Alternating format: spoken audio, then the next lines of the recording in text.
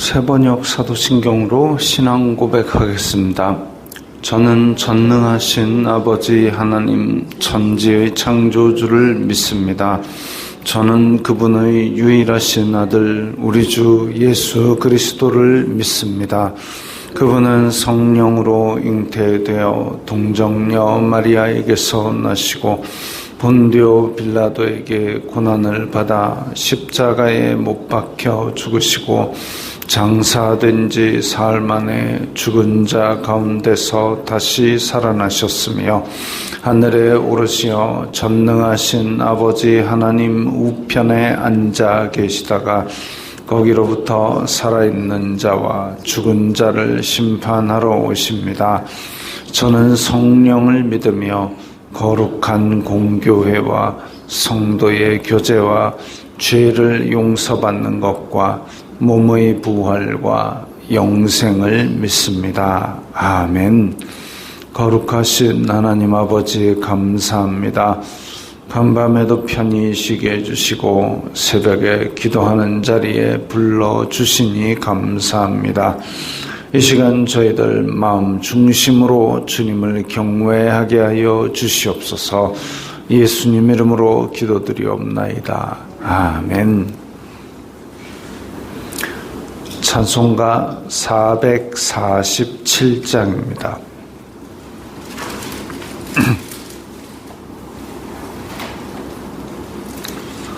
찬송가 447장입니다.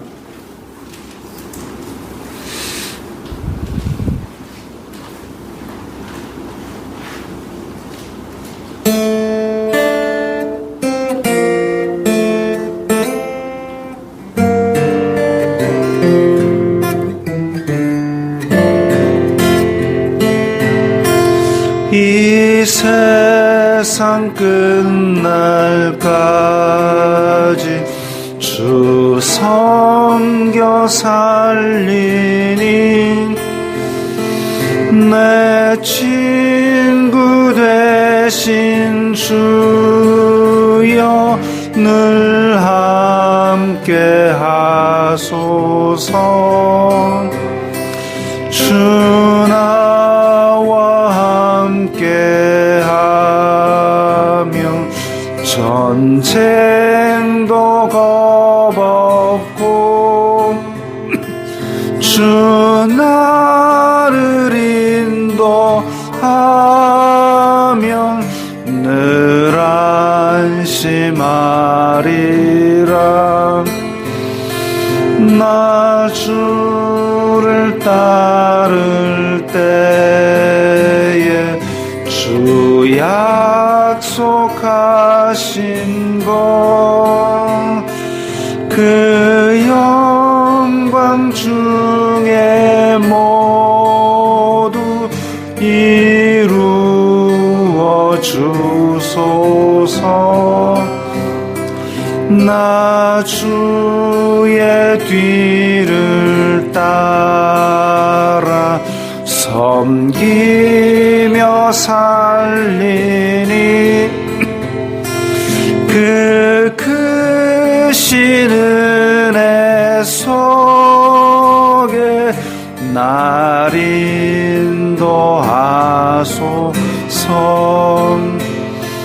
이 세상 온갖 시험 내 마음을 흔들고 저 악한 원수들이 안팎에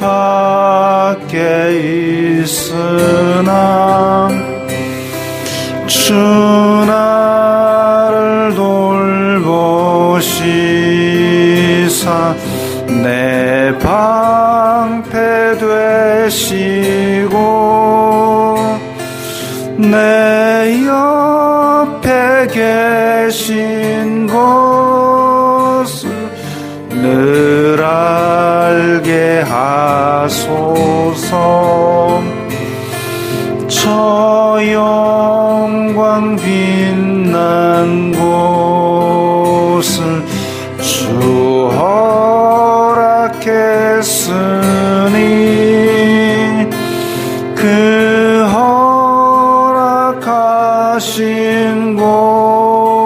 곳을 늘 사모합니다.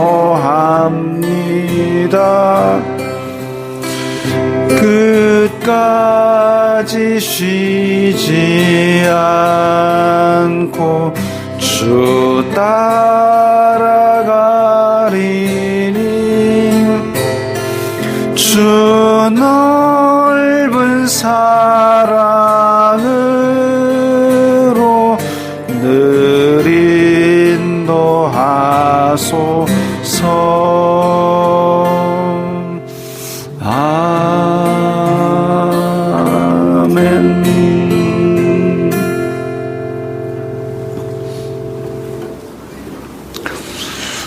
오늘 말씀은 사도행전 4장 22절부터 30절까지의 말씀입니다.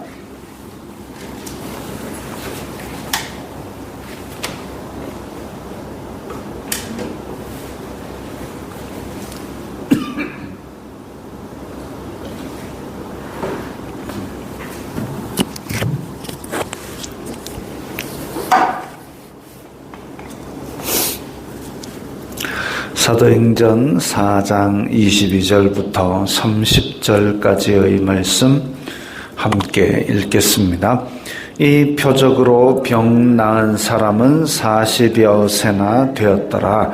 사도들이 노임에 그 동료에게 가서 제사장들과 장로들의 말을 다 알리니 그들이 듣고 한 마음으로 하나님께 소리를 높여 이르되 대주제여 천지와 바다와 그 가운데 만물을 지은 이시오 또 우리 주의 종 우리 조상 다윗의 입을 통하여 성령으로 말씀하시기를 어찌하여 열방이 분노하며 족속들이 허사를 경영하였는고 세상의 군왕들이 나서며 관리들이 함께 모여 주와 그의 그리스도를 대적하도다 하신 이로소이다.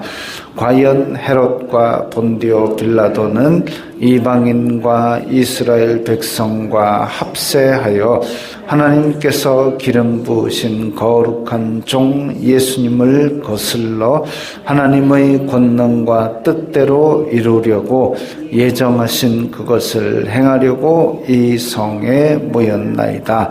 주여 이제도 그들의 위협함을 굽어 보시옵고 또 종들로 하여금 담대히 하나님의 말씀을 전하게 하여 주시오며 손을 내밀어 병을 낫게 하시옵고 표적과 기사가 거룩한 종 예수님의 이름으로 이루어지게 하옵소서 하더라. 아멘.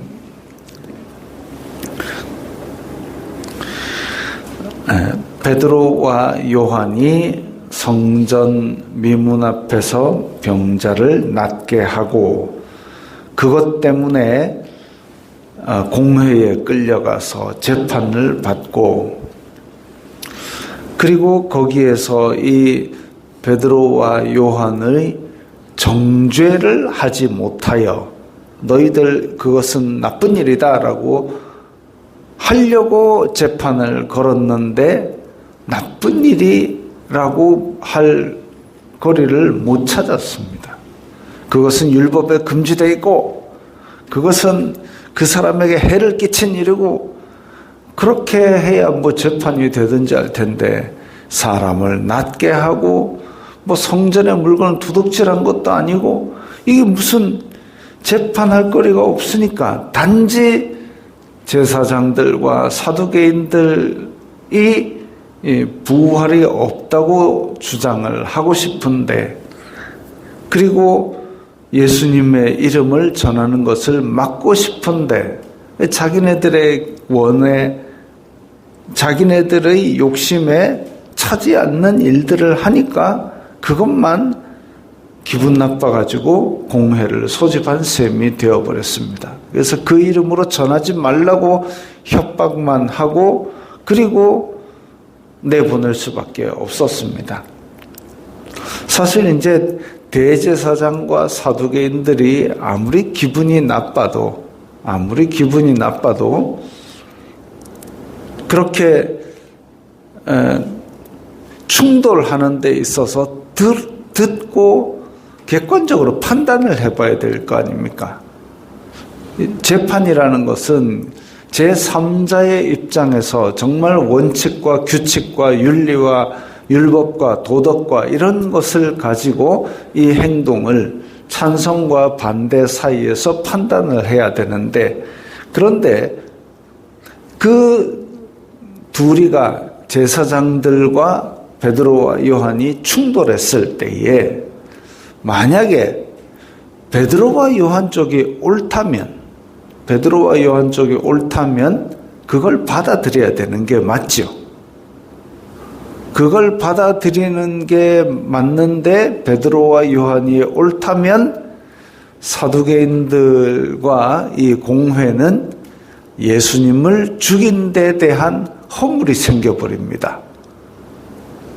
예수님을 잡아 죽인 데 대한 허물이 생기고 그 죄를 다 이제 이 제사장과 사두개인들이 뒤집어 써야 되는 거죠. 우리는 하나님 앞에 큰 죄를 지은 것이다 라고 인정을 할 수밖에 없는 겁니다.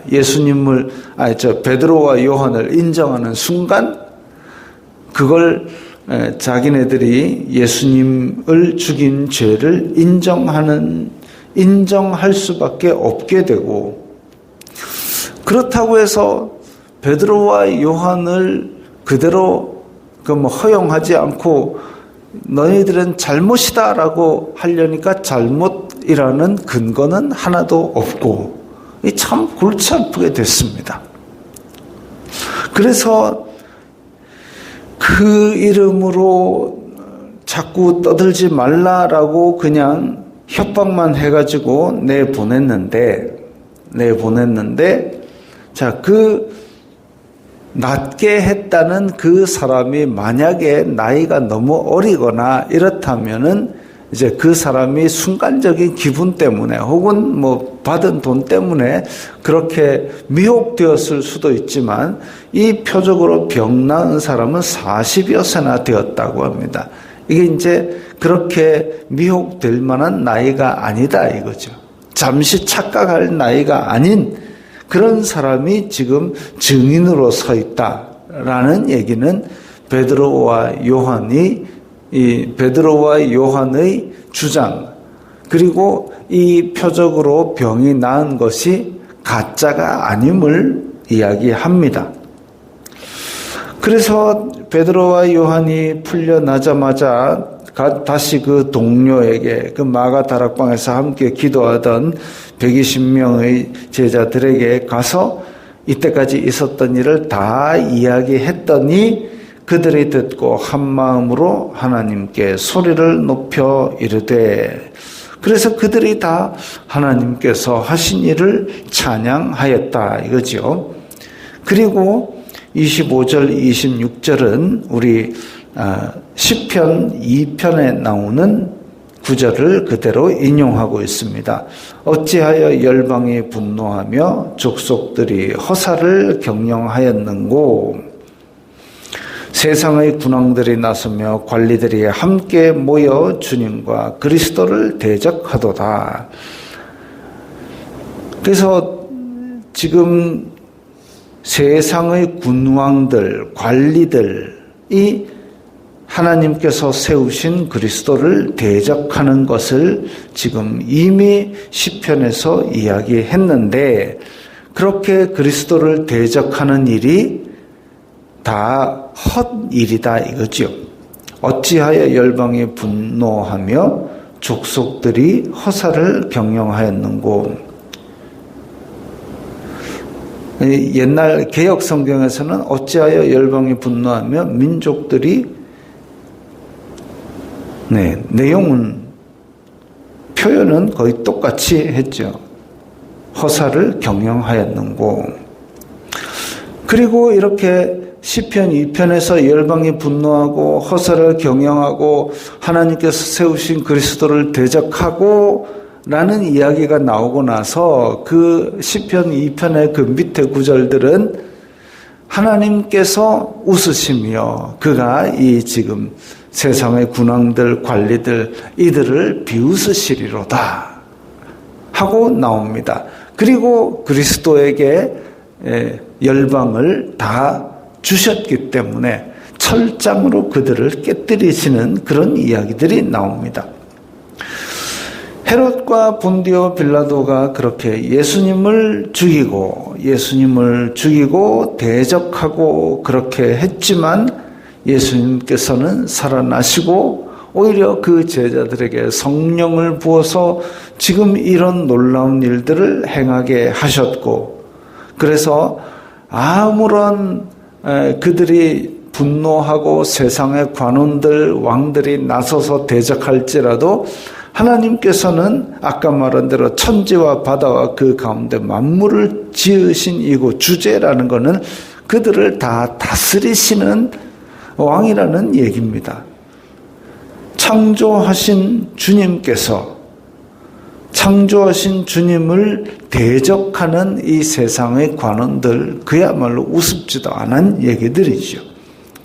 그런데 실제로 이 일들이 일어나고 결국은 이 모든 것들이 다 28절에 권능과 뜻대로 이루려고 예정하신 그것을 행하려고, 그래서 예수님께서 죽으시는 것도 하나님께서 예정하신 일이고, 또한 살리시고 이 제자들로 하여금 복음을 열방에 전하게 하신 것도 다 미리 뜻대로 이루어지는, 하나님의 뜻대로 이루는 일들입니다.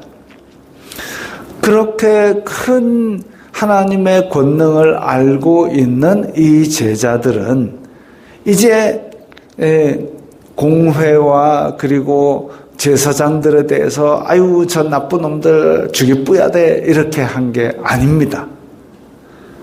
29절에 보면 주여 이제도 그들의 위협함을 굽어 보시옵소서.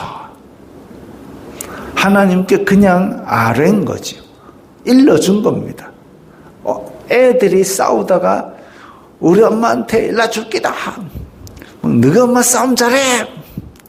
일러줄 기다 뭐냐면 나는 너한테 지지만 우리 엄마는 나의 믿을 구석이고 너를 충분히 이긴다. 그걸 지금 확신하고 있는 아이들이 하는 소리죠.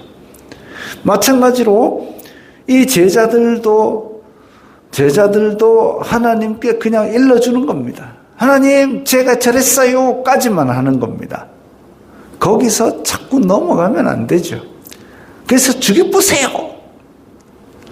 심판의 권한은, 그래서 그것을 판단하고 어떤 벌을 내릴지는 하나님의 권한에 맡겨드리고, 하나님 저 사람을 굽어 보시옵소서. 보세요. 히스기야 왕이 이제 북이스라엘 왕국을 무너뜨린 아수르의 사네립이 쳐들어와 가지고 하나님을 모독하는 글을 날렸을 때 이 히스기야 왕이 그 글을 받아들고 그대로 성전 앞에 펴놓고 하나님 눈이 있으면 이걸 보시고 귀가 있으면 저들의 말을 들으시옵소서, 그 얘기를 했을 때에 하나님께서 심판하셨습니다. 다음날 눈을 떠본 적 아수르 군대가 다 시체뿐이라. 그래서 제자들도 대제사장 저놈이 나쁜 놈이에요, 죽여주세요, 저주나 원망이 아니라 하나님 저들의 위협함을 굽어 보시옵소서 일러주는 것까지만, 그것이 하나님의 진짜 권능과 심판하심을, 공의로 심판하심을 믿는 행위입니다. 또 두 번째로 우리는 담대히 하나님의 말씀을 전하게 해 주시옵소서. 내 할 일 할 수 있게 해달라는 거죠. 나는 맡은 사명이 있고 나는 예수 그리스도께 받은 사명이 있으니 이 사명 끝까지 잘할 수 있게 해주세요. 저들은 방해를 할 겁니다. 그런데 저들은 하나님의 손에 맡겨드리고 나는 내가 할 일을 똑바로 하게 해주세요. 이것이 두 가지 기도입니다. 담대히 하나님의 말씀을 전하게 하여 주시오며, 왜냐하면 이 다른 사람도 아니고 제사장이, 대제사장이, 그리고 공회가 협박을 해오면 성도들의 마음이 겁을 먹을 수밖에 없습니다. 우리는 연약하오니, 우리는 위축될 수밖에 없사오나 우리의 연약함으로 하는 것이 아니라 성령님의 능력으로 담대하고 강하게 복음을 전하게 해 주옵소서. 참 중요한 기도입니다. 그래서 이 모든 것들이 거룩한 종 예수님의 이름으로 이루어지게 하옵소서. 오직 예수님의 이름으로 이제 하늘과 땅의 모든 권세를 주셨으니 너희는 가서 내 이름으로 복음을 전하고 세례를 주고 이렇게 내 이름으로 기적을 행하라고 하신 그 예수님, 그 이름만 바라보고 붙들고 나가서 복음을 전하게 해달라고 기도를 합니다.